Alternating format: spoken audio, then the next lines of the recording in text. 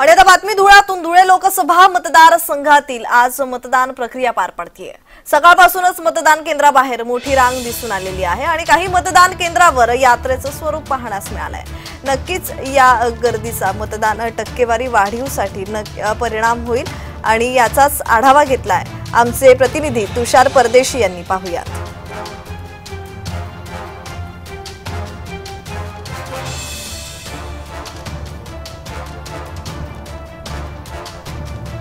लोकसभा मतदारसंघासाठी आज मतदान प्रक्रिया संपन्न होत आहे. सकाळपासूनच मतदारसंघामध्ये मतदान केंद्रात मोठ्या प्रमाणात नागरिकांनी मतदानासाठी बाहेर पडलेले आपण पाहू शकतो. या ठिकाणी मतदान केंद्रावरती मोठ्या प्रमाणात मतदारांनी गर्दी केलेली आहे.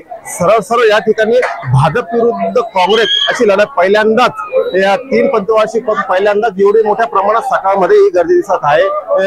महायुतीचे उमेदवार डॉक्टर सुभाष भामरे विरुद्ध काँग्रेसचे उमेदवार डॉक्टर शोभा बच्चाव यांच्यात सरळ लढत आहे.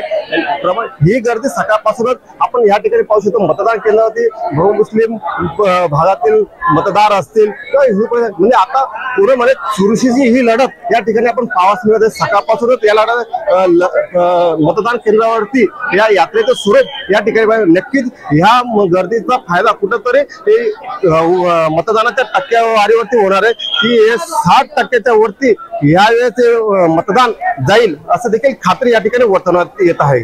तुषार परदेशी, जय महाराष्ट्र, धुळे.